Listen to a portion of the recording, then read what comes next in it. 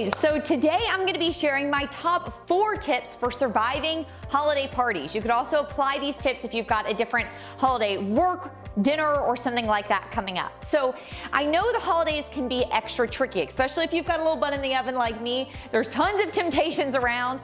I have a sweet tooth. I've got a 14-day easy sugar detox that is a bestseller on Amazon because I absolutely love sugar. So the holidays definitely present me some temptations. So that's why I wanted to share these 4 tips with you. So tip number 1, never arrive hungry. You heard me. You should never be arriving at these parties hungry. That is just a recipe for disaster. So typically what I'll do before I go to a different holiday party or function is I will have a nice lean dinner or lunch depending on what time that party is. So for example, I might do a nice fish plate and then I'll have some veggies to go with that. If you're not super into eating fish, you could do chicken as your protein and then have veggies. That way when I arrive to the party, I'm not drooling over all the food that's laid out, on the buffet and thinking about all the things I wish I could eat. Instead, if I'm full, I can munch on a few different items and I'm completely satisfied. Which leads me to tip number 2, and that is to make sure you make yourself a plate and then move away from that buffet table. You heard me, move away. If you hang out near that buffet table or just the table where all the food is set up, it's really easy to just keep munching. You keep making yourself a plate, you keep munching. So what I'll do is I'll go make myself a small plate and then I'll move away and I'll go talk to my friends or family members away from that table so that I don't just keep picking up different items.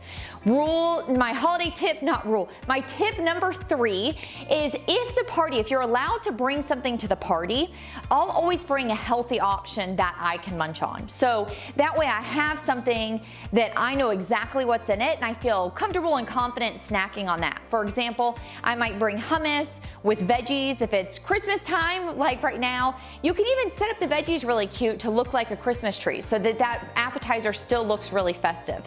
So there's different, healthy options that you can bring, and like I said, that way you know that you've got a snack that's going to help you stay on track. Now, number 4, I want to talk about, this applies, I'd say, more to dinners, and that is to make sure you are consciously making decisions based on what you're going to be eating. So let me go more into detail with that. What I mean by that is, let's say you're going out to a holiday dinner and you're looking at the menu and they bring bread to the table and you're like, oh, okay, well, it's a Christmas party, I'm just gonna have 1 piece of bread. And then you see the different entrees and you're like, you know what, this pasta dish looks really good. And then the next thing comes dessert and you're like, you know what, I'm gonna eat this dessert. Christmas happens 1 time a year. And then next up, you're having a cocktail after dinner.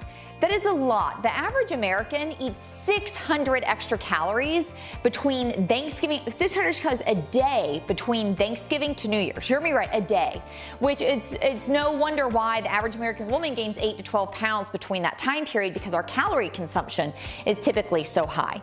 So in your mind, you might be thinking, well, this is a one-time deal, but if you've got several work functions lined up in 1 week and you have a big meal like that several times a week, that's definitely going to derail you from hitting the results or even just maintaining. If your goal is even to just not gain weight during the holidays, that's definitely going to give you a buffer and make it really hard to do that. So I typically have a rule where I can pick 2. By that I mean, if I really want that bread and I really want that pasta dish, those are my 2 items. So I'm not going to do dessert and I'm not going to do a drink.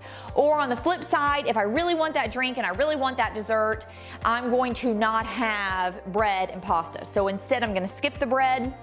And then for my entree, I'm gonna pick a lean source of protein and veggies that are either baked or grilled. And then that way I can have those other 2 items, and that way I'm not rolling out of there feeling super stuffed. So, like I said, those are my top 4 tips for surviving holiday parties. I hope you find them helpful. I have full faith that you can get through this entire holiday season and continue to tone up, tighten, and hit your fitness goals. If you would like some help though, if you need some extra accountability this time of year, we're here for you.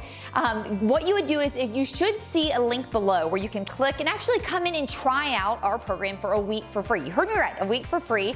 You can come into the studio, come in, train 4 sessions, and then one of our coaches can also sit down with you and help you get a game plan together that's going to help you navigate the holidays flawlessly. I'll see you soon.